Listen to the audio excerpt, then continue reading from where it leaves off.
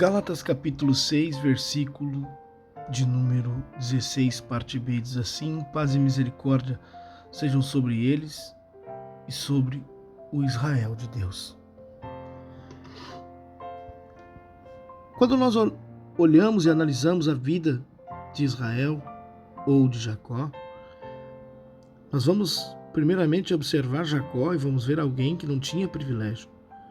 Não era ele o primogênito. Não era ele que, teoricamente, seria o detentor das promessas, da glória, da riqueza, do trono, da presença de Deus. Ele era o segundo filho. Ele era o que nasceu com a mão no calcanhar de Esaú. Esaú era o primogênito. Esaú tinha o primeiro lugar na mesa. Esaú era o mais velho. Jacó, falho, humano, um homem que errou, um homem que teve suas transgressões.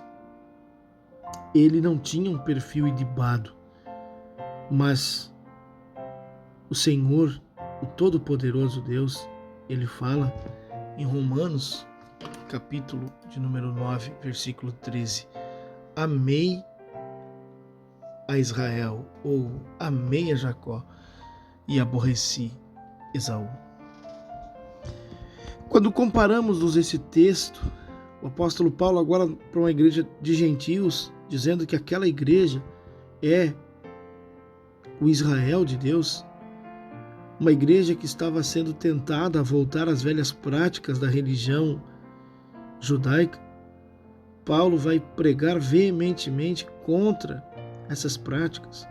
Paulo chega a dizer, olha, nem a circuncisão, nem a incircuncisão é coisa alguma, mas sim aquele que é uma nova criatura.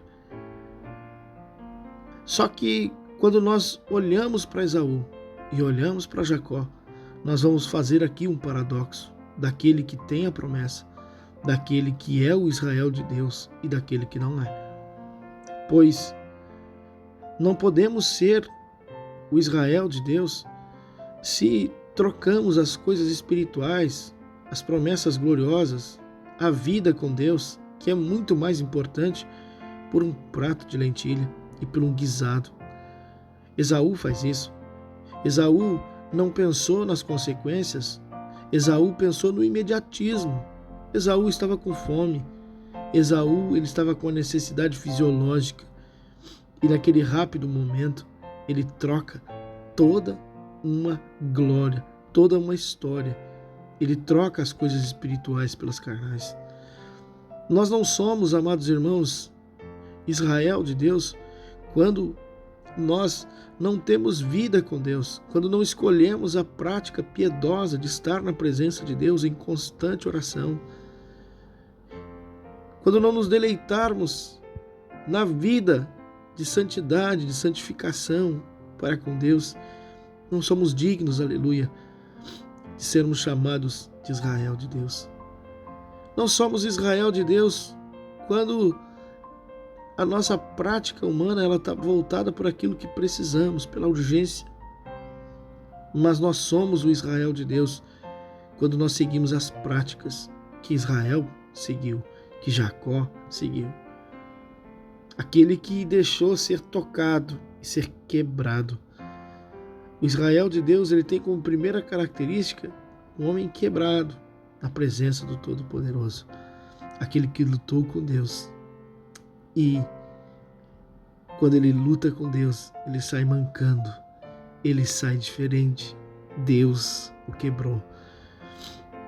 Assim também o cristão professo, aquele que um dia aceitou a glória, a promessa, aquele que fez vereda justa para os seus pés, ele agora é chamado de Israel de Deus, o povo de Deus, o povo da promessa, o povo da esperança, o povo que herdará a glória eterna.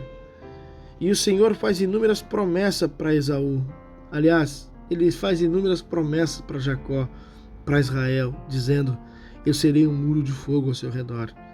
Eu serei um orvalho diante de ti. O Senhor faz inúmeras promessas hoje para a sua igreja. Mas, queridos irmãos, precisamos, com todo ardor, querer ser o Israel de Deus. E assim teremos todas as promessas aliadas no que diz respeito a ser o Israel de Deus. Pedro vai escrever em 1 Pedro 2, versículo 10. Vocês antes não eram povo, mas agora vocês são povo de Deus. Que Deus te abençoe nesta manhã.